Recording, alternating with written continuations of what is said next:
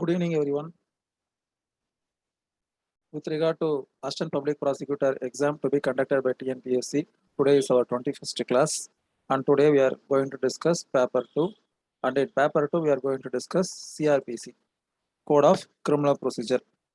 நம்ம இன்னைக்கு பார்க்க போறோம். பேப்பர் 2ல with regard to 3 subjects, CRPC, Evidence Act and CPC. அதுல அதிக வெயிட்டேஜ் வந்து பார்த்தீங்கன்னா சிஆர்பிசிக்கு தான் இருக்கு. ஸோ அந்த சிஆர்பிசி தான் நம்ம இன்னைக்கு டிஸ்கஸ் பண்ண போகிறோம்.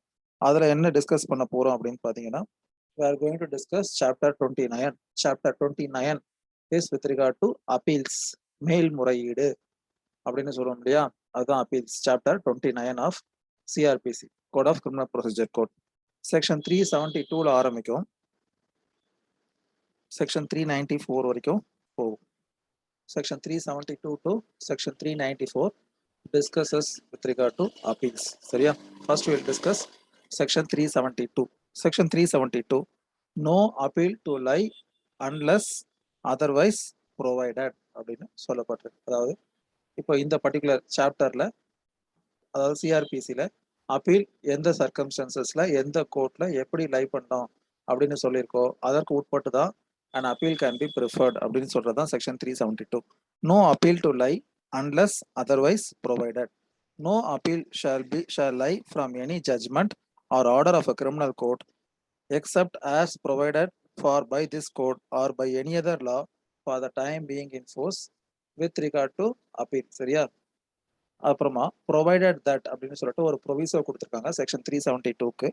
என்ன அப்படின்னு பார்த்தீங்கன்னா, victim has the right to appeal அப்படின்னு, அதுதான் வந்து the proviso.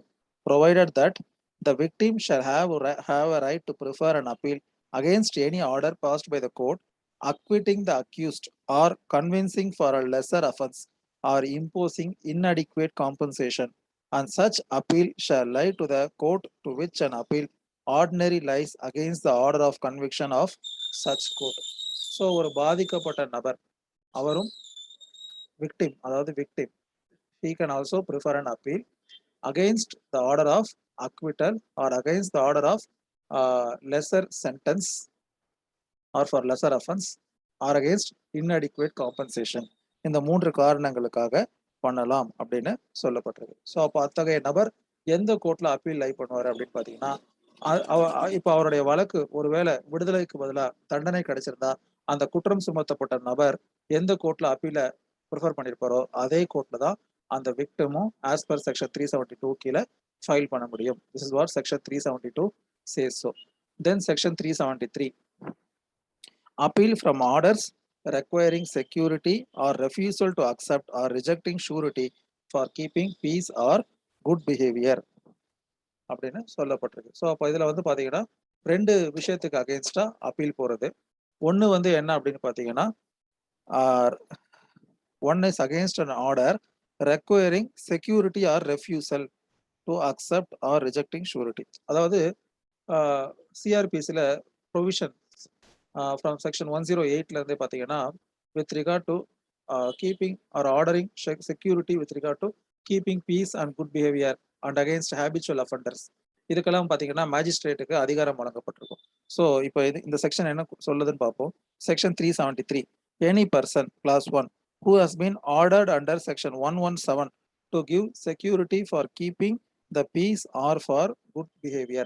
So 117 என்னன்னு பார்த்தீங்கன்னா, it is a power given to the magistrate that after conducting an inquiry he is satisfied that in order to keep the peace or for good behavior it is necessary to order that person to give security அப்படின்னு அவர் feel பண்ணி he is passing an order to give such security for keeping peace or good behavior under section 117 அப்படின்னா, அந்த ஆர்டருக்கு மேல அக்ரீவ் ஆகக்கூடிய அந்த நபர், அந்த ஆர்டர்னால் பாதிக்கக்கூடிய ஒரு நபர், or second class who is aggrieved by any order refusing to accept or rejecting a surety under section 121 may appeal against such order to the court of session.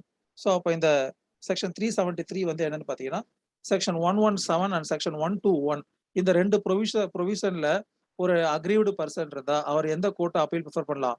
To the court of session அப்படின்னு சொல்றாரு. This 1117 and 21.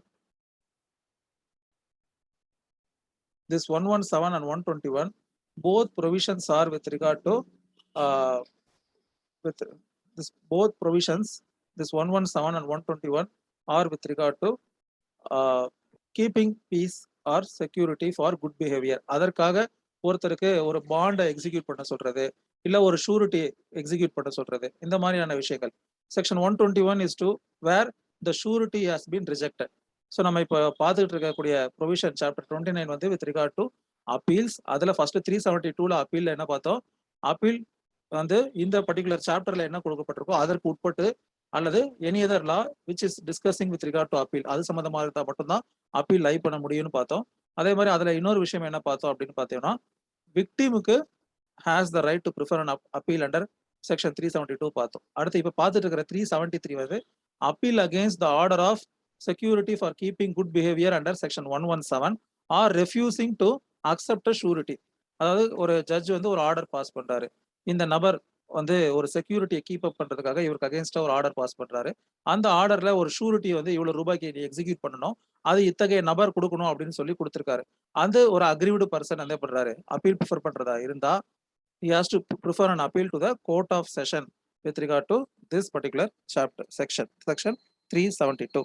அதுல ஒரு exception கொடுத்திருக்காங்க, provided that nothing in this section shall apply to persons the proceedings against whom are led before a sessions judge in accordance with the provisions of subsection 2 or subsection 4 of section 122. So இது எல்லாமே வந்து பாத்தீங்கன்னா with regard to keeping the good behavior. Magistrate உடைய ஆர்டருக்கு மேல sessions கோர்ட்ல file பண்ணலாம். But ஆனா செஷன்ஸ் கோர்ட்ல இது சம்பந்தமான ப்ரொசீடிங்ஸ் நடந்துகிட்டு இருந்தா அதற்கு மேல அப்பீல் ஃபைல் பண்ண முடியாது அப்படின்னு சொல்றதுதான் section 373. Section 370 is with regard to only two aspects. One is with regard to order passed with regard to maintaining peace or keeping good behavior. ஒரு ஹேபிச்சுவல் அஃபண்டர் அந்த மாதிரியான நபர்களுக்கு என்ன பண்றாங்க, ஒரு தண்டனை வழங்குறாங்க அப்படின்னா அந்த தண்டனையை எதிர்த்து செஷன்ஸ் கோர்ட்ல ஃபைல் பண்ணணும் ஒண்ணு. இன்னொன்னு, அந்த ஆர்டர்ல ஒரு ஷூரிட்டி இவங்க எக்ஸிக்யூட் பண்ணணும், இத்தனை ரூபாய்க்கு பாண்ட் எக்ஸிக்யூட் பண்றேன்னு சொல்றாங்க. அது வந்து ஜட்ஜ் வந்து அந்த ஷூரிட்டியை ஏத்துக்கல வித் ரிகார்ட் டு இட்ஸ் ட்ரூனஸ். இந்த ஷூரிட்டி வந்து அன்ஃபிட்னு டிசைட் பண்றாரு. அப்போ அந்த ஆர்டருக்கு மேல அப்பீல் போறதா இருந்தாலும் கோர்ட் ஆஃப் செஷனுக்கு போகணும். This is what section 373. Then section 374. Section 374ல இருந்து தான் ஒரிஜினலா ஆரம்பிக்குது அப்பீல்ஸ். பாத்தீங்கன்னா section 374 is appeals from convictions. கன்விக்ஷன்ஸ்னா என்ன, ஒருவர் குற்றவாளி என்று தீர்மானிக்கப்பட்ட பிறகு அப்பீலை ப்ரிஃபர் பண்றது. அப்ப யார் அந்த அப்பீலை ப்ரிஃபர் பண்ணுவா? The person who has been held as a convict. யார் குற்றவாளி என்று தீர்மானிக்கப்பட்டாரோ அந்த நபர் அப்பீலை இது பண்ணுவாங்க. சரியா? அதுல மொத்தம் பாத்தீங்கன்னா there are 3 clauses under section 374. Clause 1, any person convicted on a trial held by a high court in its extraordinary original criminal jurisdiction may appeal to the Supreme Court. So clause 1 says when the trial is held by the high court, then appeal would lie to the Supreme Court. That's clause 1 says so. Clause 2, any person convicted on a trial held by a sessions judge or an additional sessions judge or on a trial held by any other court in which a sentence of imprisonment for more than 7 years has been passed against him or against any other person convicted at the same trial may appeal to the high court அப்படின்னு சொல்லப்பட்டிருக்கு. So clause 2 is with regard to where the punishment awarded is more than 7 years. One criteria, இந்த பனிஷ்மெண்ட்டை யார் impose பண்ண முடியும்? ஒரு session ஜட்ஜோ இல்ல additional session ஜட்ஜோ இந்த அவார்டை pass பண்ண முடியும். அப்படி இல்லைன்னா ஸ்பெஷல் கோர்ட் அப்படின்னு சொல்லக்கூடிய, say for example prevention of corruption act இல்ல போக்சோ கோர்ட், இதெல்லாமே வந்து என்னது, ஒரு ஸ்பெஷல் கோர்ட் இல்லையா? ஸோ இந்த மாதிரி ஒரு ஸ்பெஷல் கோர்ட் ஒரு 7 இயர்ஸ்க்கு மேல தண்டனை வழங்கிடுச்சு அப்படின்னா அத்தகைய தீர்ப்பிற்கு எதிராக sessions court or additional sessions court or any other special court which imposes a sentence extending 7 years அப்படின்னா அதற்கு மேல அப்பீல் எங்க லை பண்ண முடியும்? as per clause 2 of section 374 to the high court அப்படின்னு சொல்றாங்க. சரியா? அதுல இன்னொரு விஷயம் போட்டிருக்கு, என்ன கவனிச்சிருந்தீங்கன்னா உங்களுக்கு தெரிஞ்சிருக்கும். அதாவது ஒரு கேஸ்ல 2-3 பேர் அக்யூஸ்டா இருப்பாங்க. அதுல ஒருத்தருக்கு 4 வருடம் அல்லது 3 வருட கடுங்காவல் தண்டனை விதிக்கப்பட்டிருக்கும், இன்னொருத்தருக்கு 10 வருட கடுங்காவல் தண்டனை விதிக்கப்பட்டிருக்கும். அப்ப இந்த 3 வருட கடுங்காவல் தண்டனை விதிக்கப்பட்டிருக்க நபர் எங்க அப்பீல் ப்ரிஃபர் பண்ணணும் அப்படின்னு பாத்தீங்கன்னா as per this clause 2 it is also to the high court. அதுதான் clause 2 சொல்லுது, that has been passed against him or against any other person convicted at the same trial. அப்ப அந்த அப்பீலை ப்ரிஃபர் பண்றவருக்கு 7 வருடத்திற்கு மேல கடுங்காவல் தண்டனை கொடுக்கப்படல. வெறும் ஒரு 2 வருஷம் 3 வருஷம் தான் கொடுக்கப்பட்டிருக்கு. பட் ஆனா அந்த கேஸ்ல யாரோ ஒருத்தருக்கு அத்தகைய தண்டனை வழங்கப்பட்டிருந்தாலும் கூட இந்த நபரும் அந்த அப்பீல எங்க ஃபைல் பண்ண முடியும்? ஹைகோர்ட்ல தான் ஃபைல் பண்ண முடியும். That is what class 2 of section 374. Then class 3. Class 3 is with regard to trial held before the court other than high court or sessions court. சரியா? அதாவது மேஜிஸ்ட்ரேட் கோர்ட் இல்லைன்னா அசிஸ்டன்ட் செஷன் ஜட்ஜ் கோர்ட் இங்க நடக்கக்கூடிய ட்ரையலுக்கு மேல appeal எப்படி பண்ணலாம் அப்படிங்கிறது தான் 374 கிளாஸ் 3. 374 அப்படின்னாலே நீங்க என்ன ஞாபகம் வச்சுக்கணும்? அப்பீல் அகைன்ஸ்ட் கன்விக்ஷன் அப்படிங்கிறத ஞாபகம் வச்சுக்கணும். சரியா? 374 class 3. Save as otherwise provided in subsection 2, any person convicted on a trial held by a metropolitan magistrate or assistant sessions judge or a magistrate of the first class or of the second class or sentenced under section 325 or in respect of whom an order has been made or a sentence has been passed under section 360 by any magistrate may appeal to the court of session அப்படின்னு சொல்லப்பட்டிருக்கு. அதாவது simple, அதாவது என்னன்னா high sessions கோர்ட்டோ அல்லது high கோர்ட்டே தவிர மற்ற கோர்ட்ல ஒரு வழக்கு நடந்து கன்விக்ஷன் முடிவு பண்ணப்பட்டிருந்தாலோ அல்லது அவர்களை வந்து விடுதலை பண்றாங்க பை அண்டர் செக்ஷன் 360 ஆர் 325. இது எல்லாமே என்னன்னு பாத்தீங்கன்னா ப்ரொபேஷன் ஆஃப் அஃபண்டர்ஸ் ஆக்ட், அதே மாதிரி அந்த அட்மானிஷன், இந்த மாதிரியான விஷயங்கள். ஒருவருக்கு குறைந்தபட்ச தண்டனை வழங்குறது, அவங்களுடைய வயசை கருதி வழங்குறது, அதான் செக்ஷன் 360 அட்மானிஷன் அப்படின்னு சொல்லுவாங்க. அதாவது கண்டித்து அல்லது கண்டித்து விடுதலை செய்வதுன்னு சொல்றது. இப்போ ஒருத்தர் வந்து 21 வயசுக்கு கீழே 18 வயசுக்கு மேல குற்றம் செய்திருக்கிறார். அந்த குற்றத்தின் தண்டனை இது வந்து பாத்தீங்கன்னா இதுதான் ஃபர்ஸ்ட் டைம் ஒரு அஃபென்ஸ் பண்ணிருக்காரு. It may be due to its age or due to its scenario rather than motive or intention. அப்ப அந்த வழக்குகள்ல நீதிபதி நினைச்சால் குறைந்தபட்ச தண்டனை வழங்கலாம். அதுவும் ஒரு குறிப்பிட்ட காலத்திற்கு பிறகு அனுபவிப்பதற்கு அவர் அந்த உத்தரவை பிறப்பிக்கலாம். செக்ஷன் 360ல சொல்லப்பட்டிருக்கு.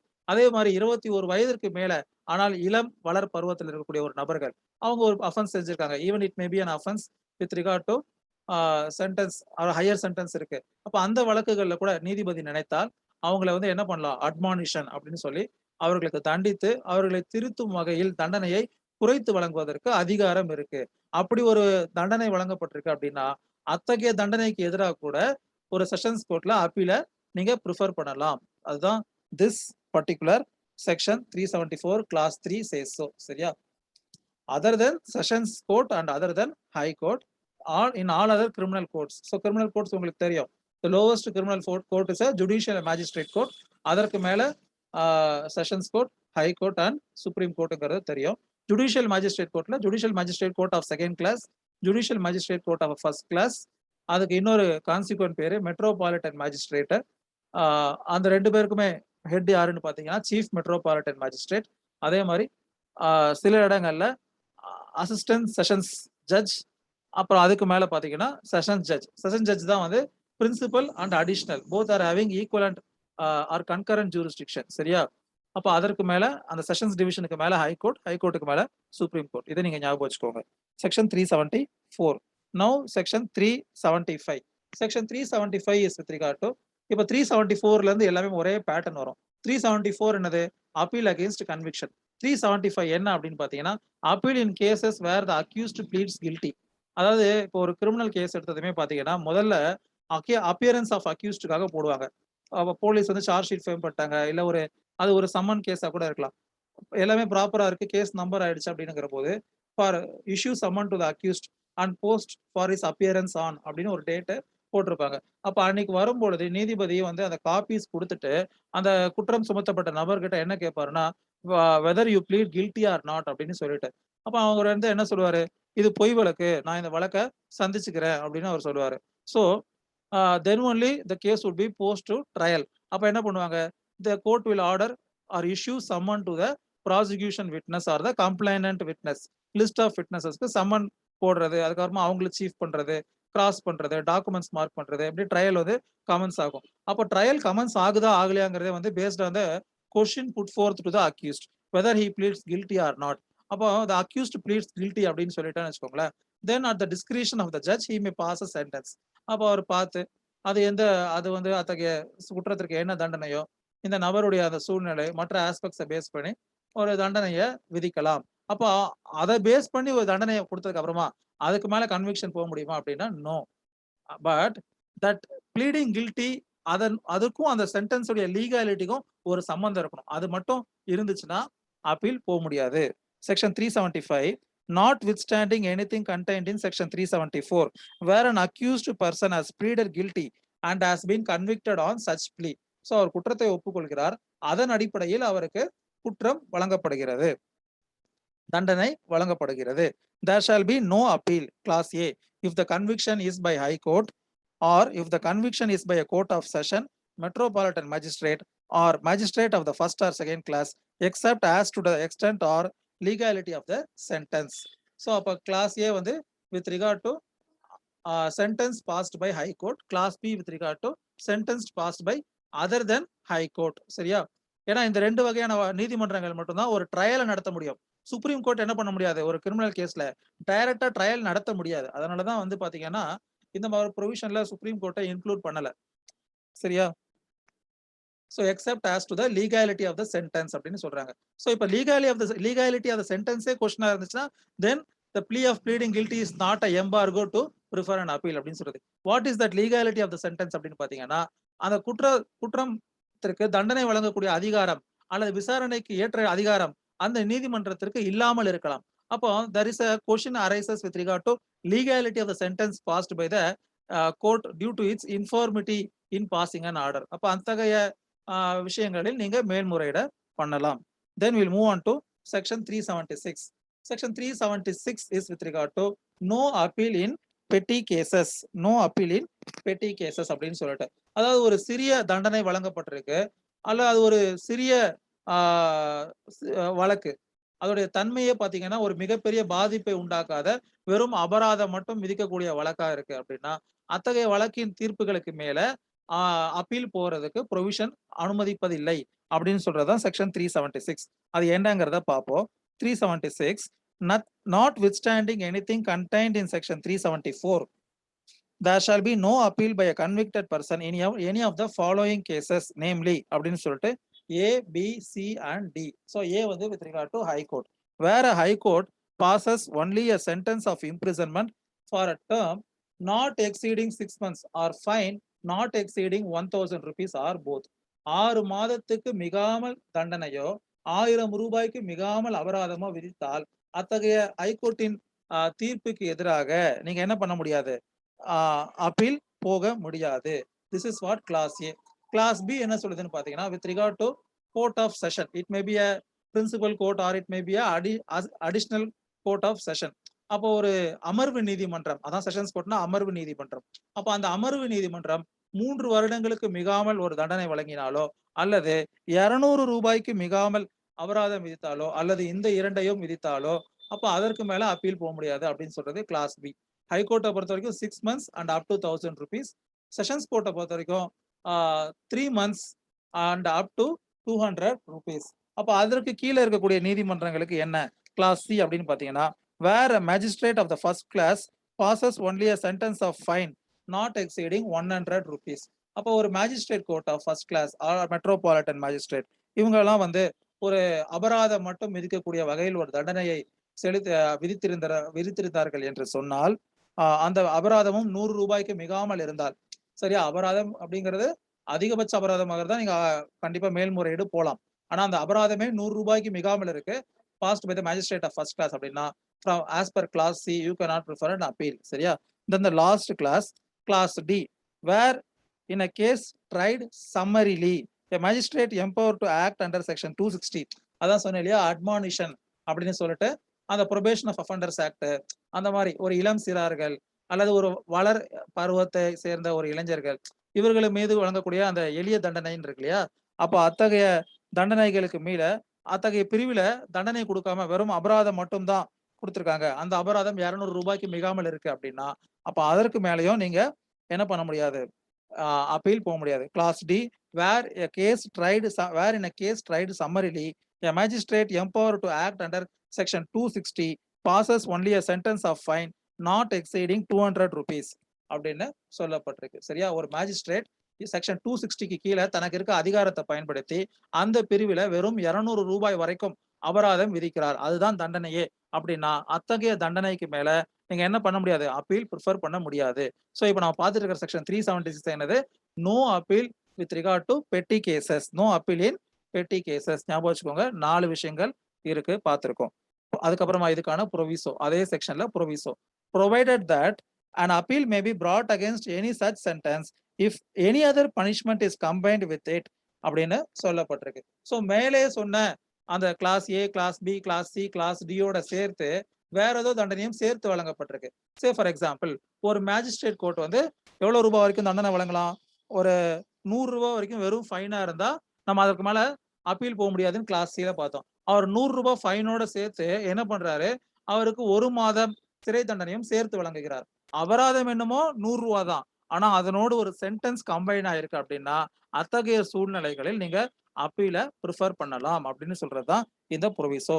provided that an appeal may be brought against any such sentence if any other punishment is combined with but such sentence shall not be appealable merely on the ground. So அப்போ அந்த combination இருக்குங்கிறதுக்காக நீங்க ஒரு appeal prefer பண்றீங்க இல்லையா, but it should not be merely on the ground அப்படின்னு சொல்லிட்டு அதற்கும் சில விதிவிலக்குகள் கொடுக்கப்பட்டிருக்கு. ஒரு 3 விதிவிலக்குகள் கொடுக்கப்பட்டிருக்கு. என்னென்ன அப்படின்னு பார்ப்போமா?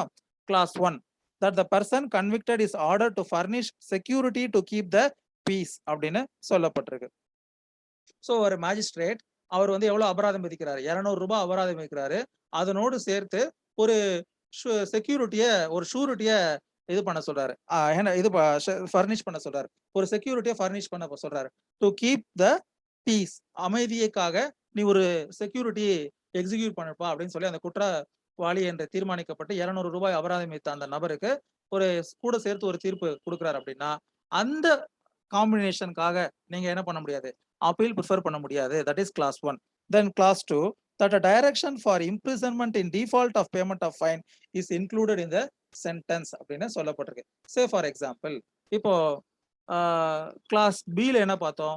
ஒரு செஷன்ஸ் கோர்ட்டு அதிகபட்சம் 3 மாதங்கள் வரையும் பிளஸ் 200 ரூபாய் வரையும் அபராதம் விதிக்கலாம் அப்படின்னு போட்டிருக்கு. அப்ப அந்த 200 ரூபாய் அபராதத்தை நீ விதிக்க தவறிட்டா உனக்கு வந்து அந்த சென்டென்ஸ்ல 1/4 ஆஃப் த இம்ப்ரிசன்மெண்ட் வரைக்கும் கொடுக்கலான்னு ப்ரொவிஷன் இருக்கு. ஸோ அப்ப நான் என்ன பண்றேன்? உனக்கு 3 மாதம் தண்டனை இருக்கா, நீ வந்து கூட ஒரு மாதம் தண்டனை அனுபவின்னு சொல்லி நான் கொடுக்குறேன். அந்த காரணத்திற்காக நீ அப்பீலே ப்ரிஃபர் பண்ண முடியாது. Because that combination is not an exclusive combination of imprisonment, it is only with regard to default in the case of payment of fine. அப்ப அத்தகைய காரணத்திற்காக மட்டும் நீங்க அப்பீலே ப்ரிஃபர் பண்ண முடியாது.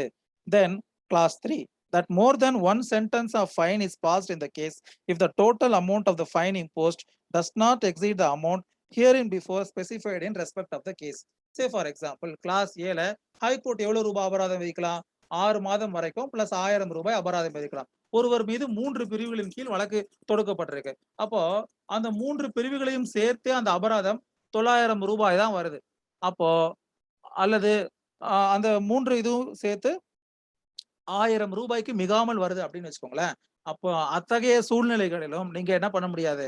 மேல்முறையீடை பண்ண முடியாது. Because the quantum permitted as per law is 1000 rupees. அது எக்ஸீட் ஆகாத காரணத்தினால் அதற்கு மேலேயும் அப்பீல் ப்ரிஃபர் பண்ண முடியாது.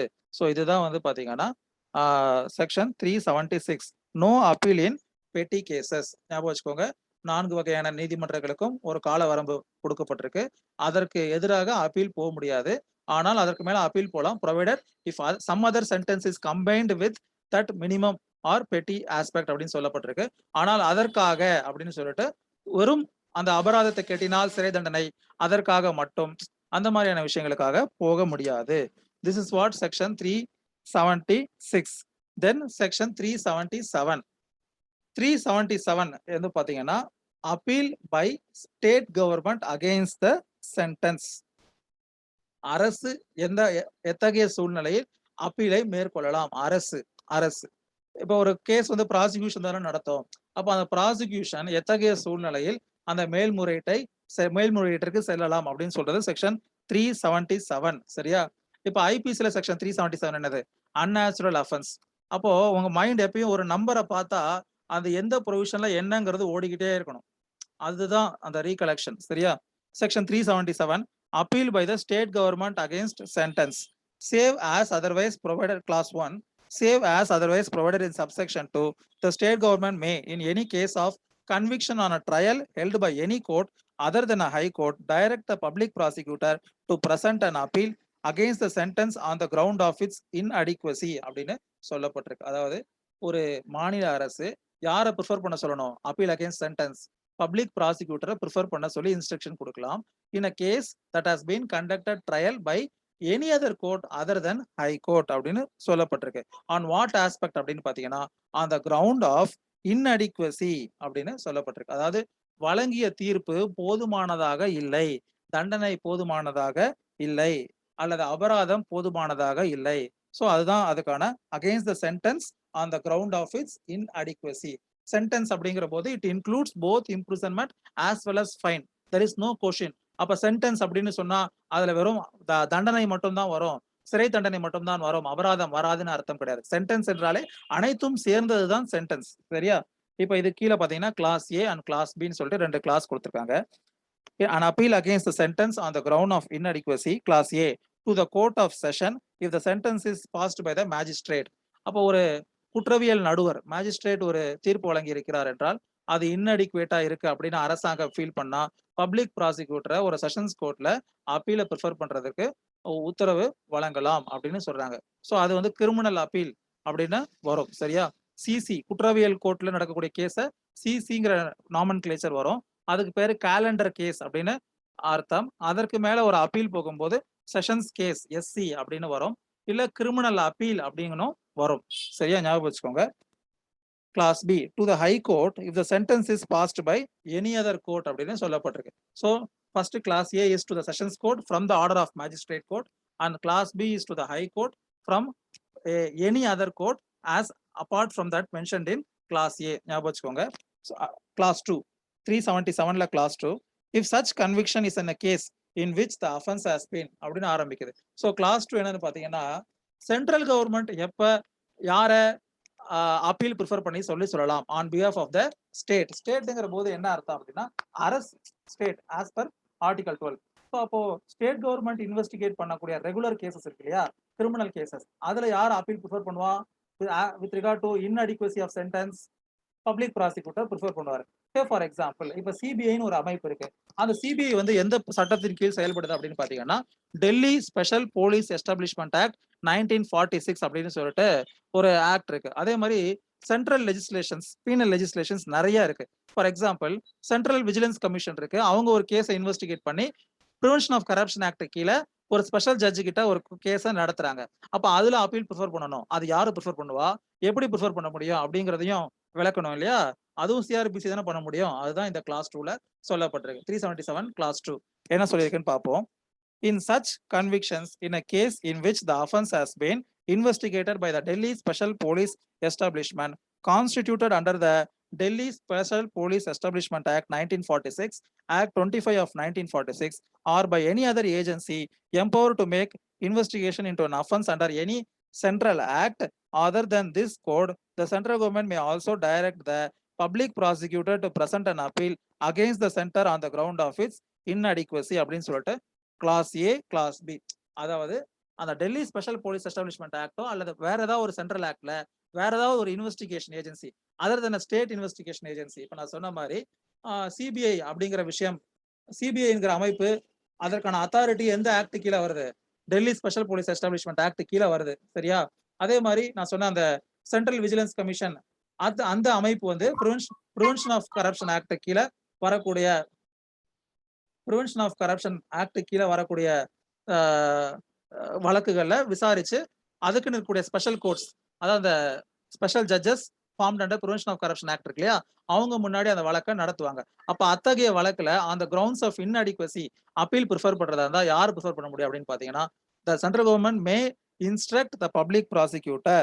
Central government may also direct the public prosecutor to prefer an appeal அப்படின்னு சொல்லிட்டு 377 கிளாஸ் 2ல A and B அப்படின்னு இருக்கு. ஸோ கிளாஸ் ஏ என்னன்னு பாத்தீங்கன்னா to the court of session from the court of magistrate. Class B வந்து to the court of high court from the court of session. சரியா?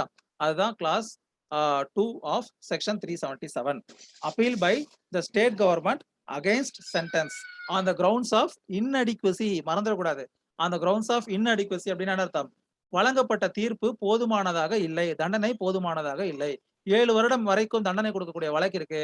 1 வருடம் தான் கொடுக்கப்பட்டிருக்கு. அபராதம் 2 லட்சம் ரூபாய் வரைக்கும் விதிக்கக்கூடிய ஒரு வழக்கு இருக்கு. வெறும் 10,000 ரூபாய் தான் அபராதம் விதிக்கப்பட்டிருக்கு. அப்படிங்கிற ஒரு கிரவுண்ட்ல கூட நீங்க போலாம். தென் கிளாஸ் 3 அண்டர் செக்ஷன் 377 என்ன அப்படின்னு பாத்தீங்கன்னா, when an appeal has been filed against the sentence on the ground of inadequacy, the court of session or as the case may be, the high court shall not enhance the sentence except after giving to the accused a reasonable opportunity of showing cause against such enhancement, and while showing cause the accused may plead for his acquittal or for the reduction of the sentence அப்படின்னு சொல்றாங்க. So இப்ப section 377க்கு கீழே ஒரு state appeal prefer பண்ணிட்டா அதுல state மட்டும் தான் தான் வாதத்தை முன்வைக்க முடியுமா அப்படின்னு கேட்டா no. Even that accused person can also prefer is grounds stating that அதே வழக்குல இவர் தன்னுடைய வாதத்தை முன்வைக்கலாம் to reduce the sentence further or to plea of acquittal அப்படின்னு சொல்லிட்டு. அப்ப என்ன சொல்ல முடியாது, இது அரசு போட்ட ஒரு மேல்முறையீட்டு மனு, அதனால் நாங்கள் அரசு தரப்பை மட்டும்தான் கேட்போம் அப்படிங்கிற ஒரு வாதம் ஏற்புடையது கிடையாது. இந்த சென்டென்ஸ் இந்த செக்ஷனுக்கு கீழே ஒரு சென்டென்ஸை நீங்க என்ஹான்ஸ் பண்ண போறீங்க, உயர்த்த போறீங்க on based on appeal preferred by the state government அப்படின்னா it cannot be done so as per class 3 without giving show cause notice to the accused person. அப்ப அவர் தரப்பிற்கு அவருடைய விளக்கத்தை கேட்காமல் அவருடைய வாதத்தை கேட்காமல் இந்த மனுவின் மீது எந்த உத்தரவையும் பிறப்பிக்க முடியாது. இந்த மனுவிலேயே அந்த குற்றம் சுமத்தப்பட்ட நபரும் அவர் தன்னை விடுதலை செய்வதற்கோ அல்லது மேலும் தண்டனை குறைத்து வழங்குவதற்கோ முறையீடு செய்யலாம் அப்படின்னு சொல்றதுதான் clause 3 of section 377. Then we will move on to